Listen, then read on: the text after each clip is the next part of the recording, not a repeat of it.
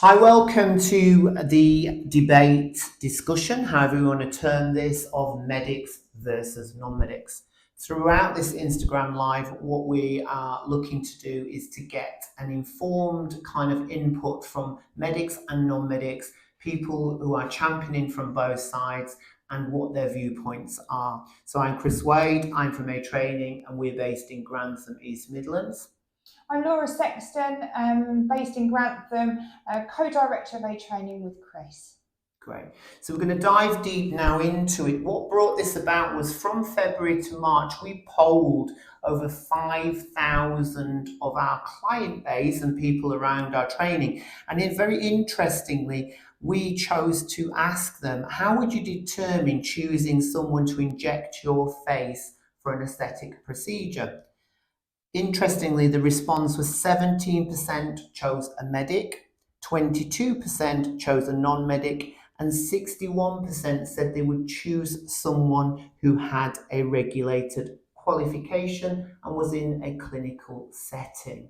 So that set us thinking, is it really about choosing a medic or a non-medic? And this is where we're going to move forward with today's discussion. Welcome to this wonderful debate on medics versus non-medics. Is there really a divide?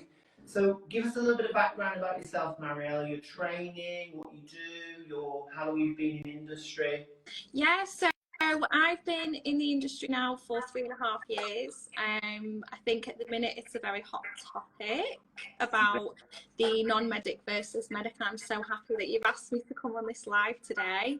Brilliant. So I've been in aesthetics now for about 3.5 years, and I do lip masterclasses, but I don't teach the actual aesthetic side. Lindsay Owens. I've been in the industry about 6 years now, I'd say. So I've got a clinic in Bexley Heath, sort of like on the border of Kent and London.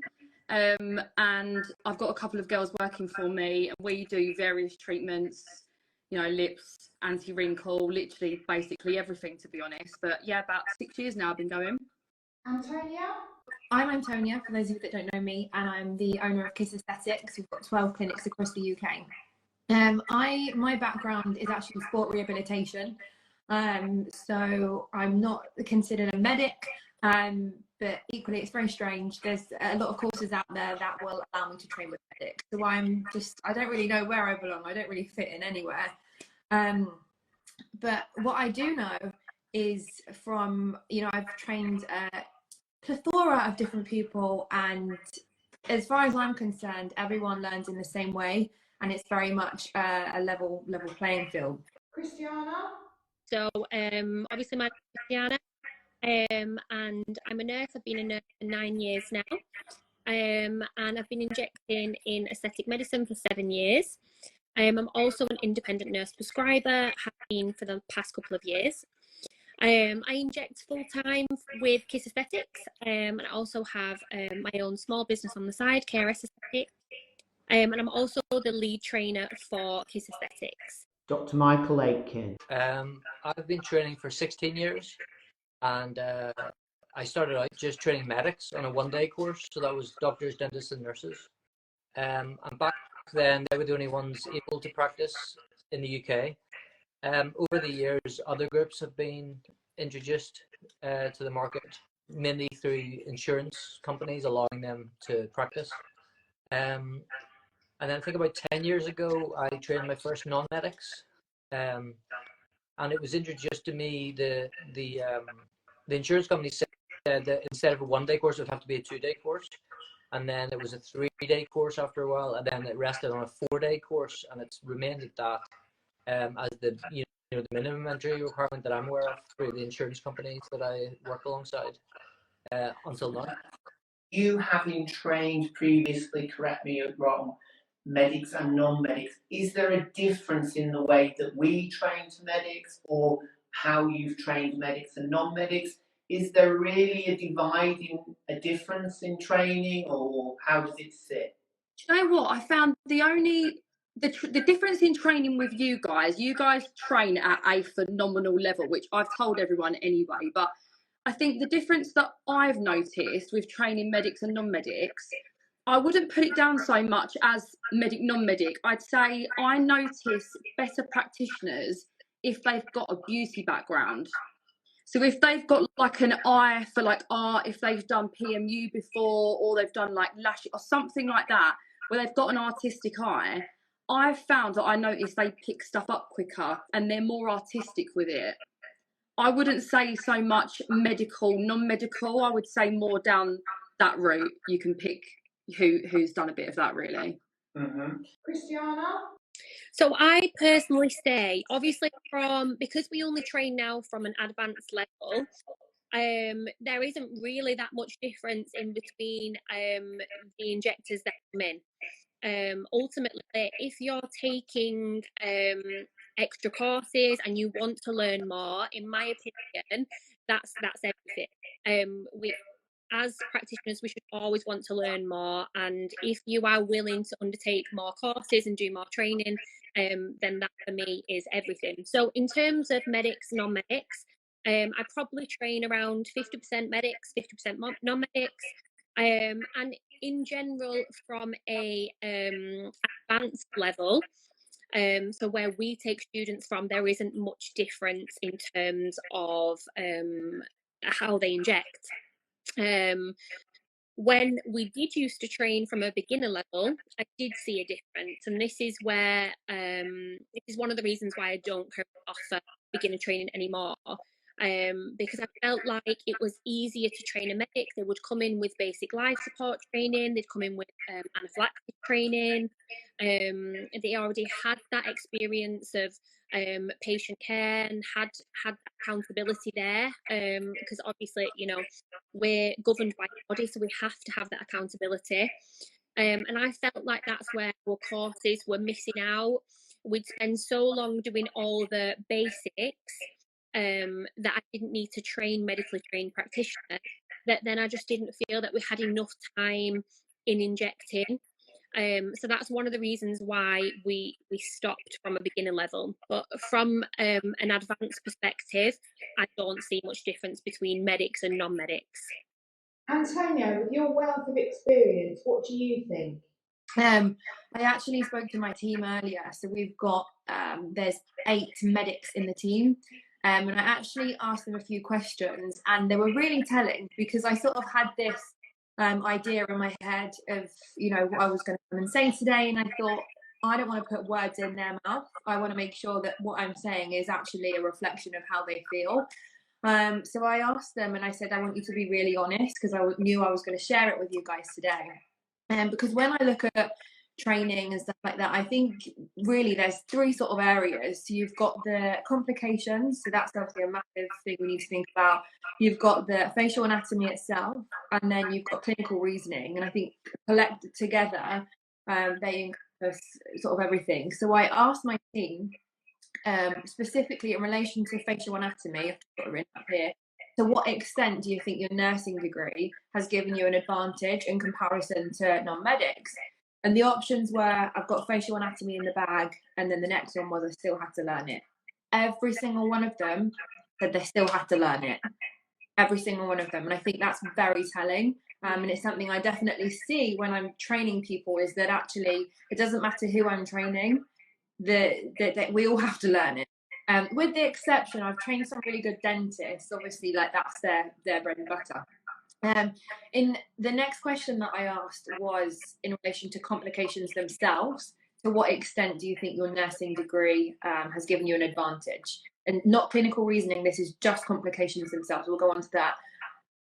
The answers were, I can apply my skill set independently, or the skill set is different. And aside from clinical reasoning, I still had to learn about specific aesthetic related complications. Again, every single one of them ticked that they still had to learn about. It was a completely different thing, which again would show that it's a pretty level playing field. The only one which I'm not surprised about is in relation to clinical reasoning, to what extent do you think your nursing degree has given you an advantage? And of course, it was a definitive advantage across the board. And I think that's the sort of grey area, and that really reflects what I see when I train people. If there is any sort of discrepancy between the two of them. Maybe in some cases that's an area that they have a little bit of a leg up on, depending on the person, not always. Dr. Micheal. Well, I do approach it differently. There is the length of time that's needed. A lot of the non-medics I train have never touched a needle or syringe before whenever they arrive. Not all of them, because a lot of them have done various other bits and pieces about which I don't know much, because I'm not a beauty therapist, because that would be the main group coming in. But it's very quick. The catch-up is very quick, I would say, for the technical side of things, because in beauty, people are using their hands to do precision work. And that's in whatever they're doing in beauty, that's the case. So I find that it's not really the level of skill, it's a bit of knowledge that's needed. How a syringe works, how you draw a product, the maths of making up Botox. Those are things which I feel are covered perfectly well over 4 days. That includes the theory and then practical sessions, and also we do assessments for non-medics. I think one of the main so let me put a positive one first. So I find that non-medics quite often are better adapted to the business world. A lot of medics come along and ask me questions like, how am I going to cope with all the number of clients I'm going to have? Whereas the non-medics are more aware that they're going to have to do a lot of work, in fact, more work to get clients in the door and build a client list. It's not just about having the technical skill, whereas some of the medics at the start think, because they're used to being in an NHS clinic or whatever, and they've got an unending line of clients waiting to see them, or patients to see them. So I think sometimes the non-medics can be more business savvy, a lot of the time actually. But on the other hand, sometimes there's issues of professionalism which are taught through medical, dental, nursing schools, which are, by the time people come to me, they've already learned that and they don't even realize it. They unconsciously have skills that they've picked up.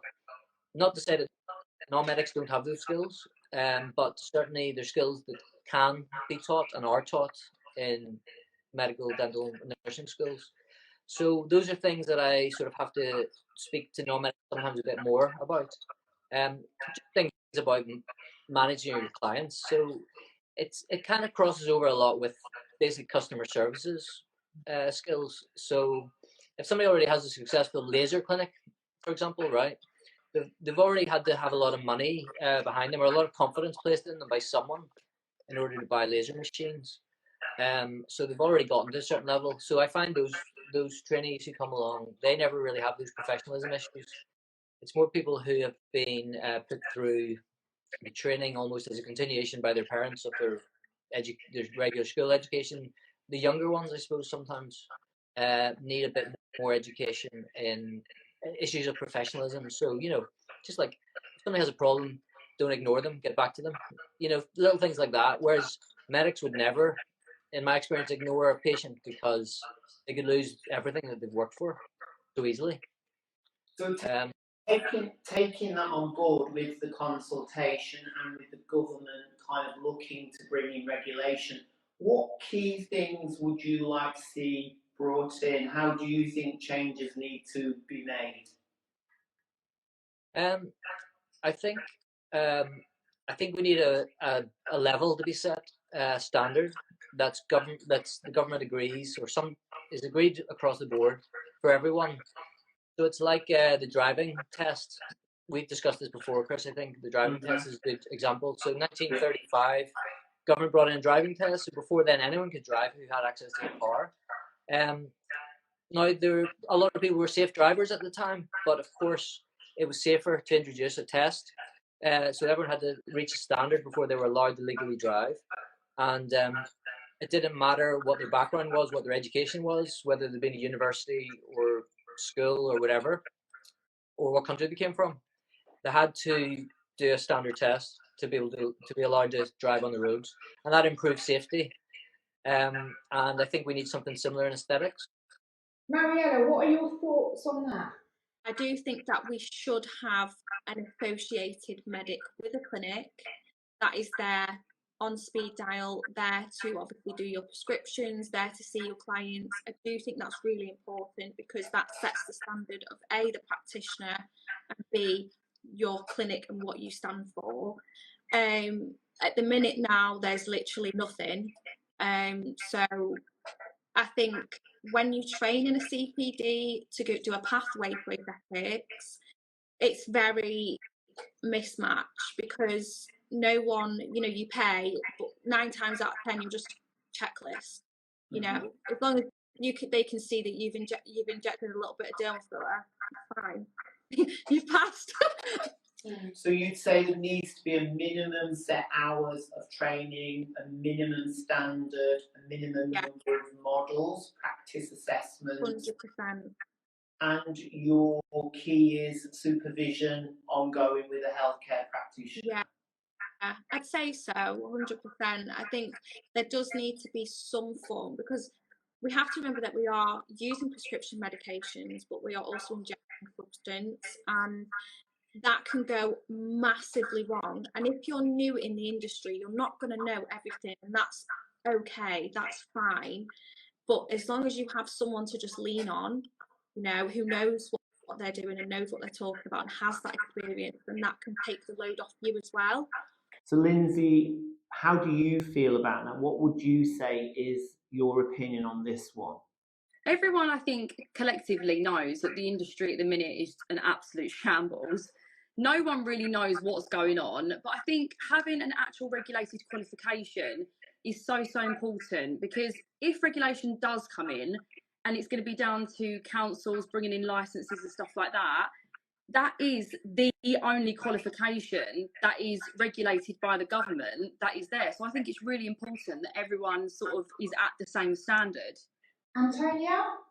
I just think everyone needs to do a qualification across the board that is, I don't know, that no one else can do for them. You have to turn up and do it so that they know it's actually you doing it.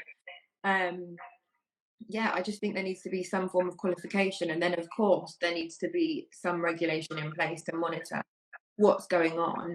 But I think if the qualification itself is thorough enough and takes enough time and all of the things, you're gonna wean out people that are there for the wrong reasons anyway. Because people, you know, like when people pay for things, they pay attention. So when people put their time into things, they pay attention. How do you feel about that, Kristiana? Yeah, I think for me personally, if you have a medical qualification, so if you are a prescribing nurse, doctor, or dentist, and you can prescribe, ultimately I feel like there isn't much more that you need to do, because often if you've done a prescribing course as a nurse, you're already at a level 7 standard. You are as a doctor, you are as a dentist. I think for nurses that don't prescribe, ultimately they should have to be level 7 trained. Everyone should be at that same level, whether you are a nurse or a beauty therapist, whichever you are, you should be at that same level. So beauty therapists and nurses that don't prescribe should have to do level 7, so that we're the same. And so that there isn't that divide. And I think that's the big thing here. There is a divide currently between practitioners that are medically trained. There is a lot of, you know, well, they're not as good as I am because I am, you know, I've done a degree. But if we were all the same, if we all had to be at that level 7 standard, then there wouldn't be that divide and we could come together as one. So I do think that ultimately we all need to be at a similar or the same standard. And I do think that's where the kind of traffic light system would be good. If you are a prescribing practitioner, then great. Feel like that's where you need to be. And if not, you need to be with that level 7 stand, whether you are currently non-medic or medic. What about all these pop-up academies? What about the new kids on the block? What about the change in the last sort of 3 or 4 years? Why do you think the industry has become a wash of people getting kind of a one-day training without support? I think it comes a lot from the insurance companies. So people will do whatever they can get away with. So whenever people don't know what they're looking for in training, they look online and they want to just get the certificate at as low a cost as possible. Although they're going to potentially make their business is going to be quite profitable quite quickly. Initially, people are starting off looking for a cheap deal and don't probably appreciate that how unregulated the market is. So they might assume that a course that's 1/10 of the price of another course is just as good. They might assume it's better to do a course quickly, get it done, tick a box. They don't fully appreciate it. It's like me, if I was going to go buy a car, I'd have to bring somebody with me because I don't know that much about cars. So it's like, how do you? It's a difficult thing to do without regulation. So the insurance companies certainly have. There's new ones have popped up, and the insurance company I've been with for years, the guy I speak to, and he always says, "Oh, another company's popped up. They're letting non-medics do a 1-day course," and he's frustrated by it. I'm frustrated by it, but until the government steps in and does something, there's not much else can be done to stop it happening. Mariella, what are your thoughts on that? We need, everything to be, we're all following the same protocol. So a bit like medics, they have a PIN, they are representing themselves. If something goes wrong, that goes on a register. They either get taken off the register if it's proven wrong or whatever. But I do feel that we need to have something in place moving forward. So being shadowed by your mum and obviously having the support of your mum, do you feel that it is that you are the similar kind of background to your mum, but the way that you were trained was initially not the way it should have been? So if you'd have had the correct training, do you feel you could have had a better kind of understanding of all the things that we needed?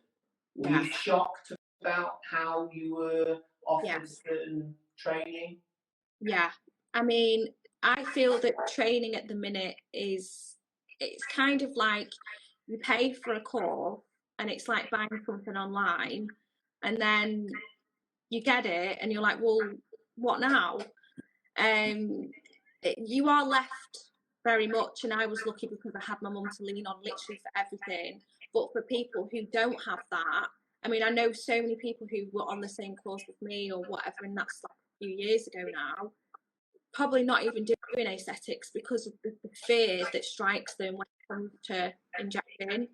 The government has outlined, again, consultation about green treatments, amber treatments and red treatments, and the proposal is that red treatments are medic only. Yeah. And I think, as I'm a non-medic, and I think from a non-medic point of view, I think the industry has got to a point where the traffic light system potentially is one that will regulate to a certain extent the treatments, the incorrect, the poor delivery of treatments by certain practitioners. But I think the traffic light system designated to a medic, and I'm just controversially putting it out there, just because you have that medic label attached, does that make you better or more competent at the delivery of treatment? And this is really a discussion point over, does a traffic light system take on board individual quality of delivery of treatments? And I'm not sure, but I do agree with there being and maybe it isn't the only way where the government can say these treatments are in effect at less risk. Yeah. What's your view on that? I think that the risk thing here is the big thing. I think it's not necessarily the delivery of the treatment. So I think that there are good and bad in every area of medic, non-medic. It's not necessarily the delivery of it. It's the if there is a complication, for example, and it's something that I talk about all the time, because for me, as prescribing practitioner, I do feel like that kind of gives you the upper hand, because then if anyone does have a complication, they can come in and be treated in. So I feel like the way the traffic light system is, I think they're kind of thinking, if there is a complication, how is it going to get managed? Because many years ago we had a report in the NHS, the GEO report, that really concentrated on complications that were happening in aesthetic practice, how it was going to cost the NHS so many billions of pounds to have to keep assisting with these things. What's your views on that, Lindsay? I think I do agree that some treatment should be medic only. I think I've seen some rife stuff on the internet lately. You guys have probably seen it. The liposuction that they're advertising. It's laughable because it's just crazy. But I've seen stuff like that all of the time, and stuff like that should be medical only. There's no doubt about that. I think certain treatments absolutely should. But then again, on the traffic light system, when you look through, some of them that have been put on there, you can tell the person who made the list just hasn't got a clue because they've put non-needle lip filler in green, which in my opinion is a lot more dangerous than needle filler. So, in 2012, with the Bruce Kill report, it was kind of Health Education England put together the process, and really it was a done deal. From that point then, we should have gone for a regulator qualification. All of this would have been done, finished. We'd have been in a better place. Now moving forward, 2024, sort of 9 years later, we still sat here talking about actually the depth of microneedling, So I think that's where you are absolutely 100% right. That's why it's important that the people making these decisions are a collective across all industry and from all arenas and areas. And that's really the voice that we need to push forward. This debate for me is kind of pulling back that smoke screen. Let's not fight amongst ourselves. Let's not create a divide that's not there. And actually, let's get down to the important stuff is who's making the decision. Yeah. 100% agree.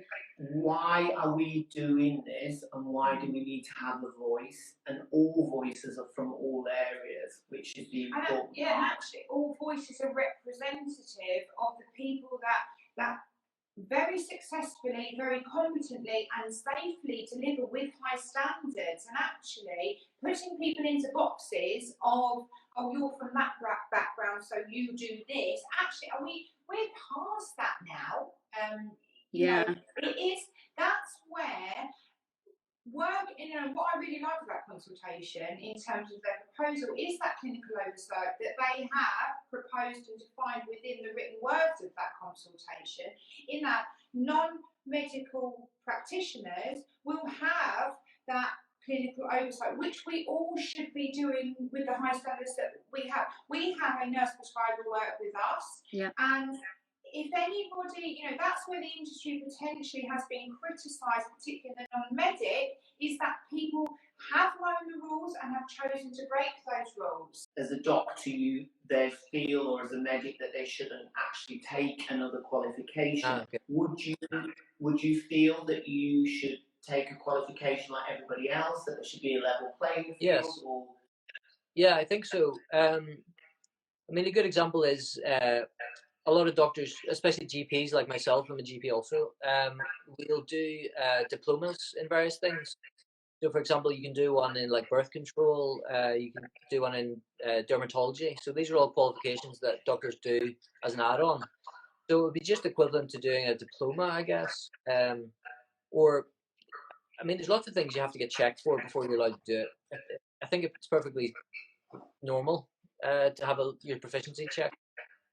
So that's what I think. Yeah, I think it should be a level playing field. I think when it comes to the bar for regulation. Yeah. What would you feel about sort of as a medic, a GP, you are accountable for your PIN number and everything that you do, including the world of aesthetics. How do you feel about non-medics without having that accountability in terms of the PIN? Do you see that might bring some regulation in itself to industry? Is it something you've thought about as part of the consideration? Well, yes, medics. I suppose that's really the debate. It's really how do you regulate the non-medics, because the medics, if I make a mistake and then I ignore the patient, I don't sort it out, all they have to do is tell the GMC and I can be investigated and struck off. Whereas a non-medic doesn't have that at the minute, and that's what needs to be in place. So the question really is, how do we implement that rather than should we do it or not? Antonia? 100%. I think asking what my team, said to me earlier, I think it just confirms what I already knew, what I've already seen, and it just highlights that it is a completely level playing field, other than, clinical reasoning, which again, something that, regardless of your background, it's still something you have to build. And I think that's something that comes with experience anyway. But yeah, it's definitely needed, because I think that people, and rightly so, medics feel at the minute that, you know, they have this level of accountability that other people don't have. And I think it's up to all of us to step up, to protect the public, protect ourselves, and also just prevent this divide, because if we're all equal, it's like when we go to school and we're all in uniform, if we're all the same, then yeah, it will just put a stop to it. So what a great discussion that's been. I've got to say, I don't know what I was expecting. I don't know really before this which way it was going to go. But interestingly, I actually think that, truthfully, there is no divide. I would agree. And really taking it back, it is all about the ability to have one set training pathway, and everybody entering at some point along that journey, doing that pathway, and they have to have competency, and everybody delivering at the same level, the same standard. And what was interesting from the medic side was that part about, you know, duty of care, having that ability for that call to action, that they have got somebody that will take the lead if there's an issue, a problem. And I think together there's a solution, and I'm excited about the future. But I think what's come from it from me is that really there's a lot of gaslighting out there. There's a lot of people that want to take this away from what it's really about. And I think there's a discussion to be had about who is hijacking this consultation. Yeah, I'd agree with, I think what was really, really clear throughout was training is of the essence. So underpinning knowledge.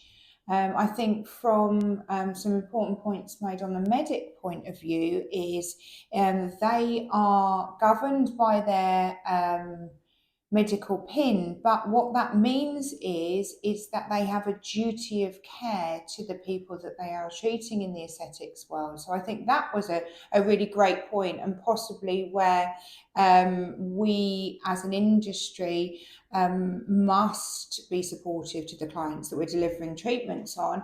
And what was really refreshing and great to see from all sides of the fence was that we as an industry are really passionate about quality education and training, and the identifiable part being that there have been some downfalls, and there can still continue to be downfalls in training, but the overriding message was we all agree.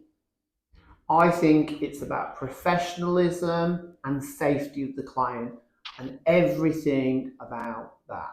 And that's what we need to all be working together.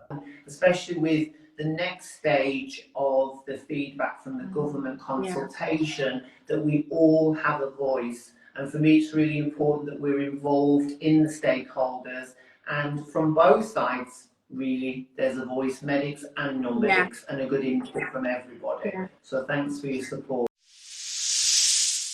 I can't wait for the next discussion and your feedback. So guys, put your comments underneath. Tell us what you want to hear. Tell us what you want to say. Tell us what you felt about the discussions. Was it fair? Did we have the right people? You know, it's up to you now. We want to be the voice. We want to push forward. We need to hear your views.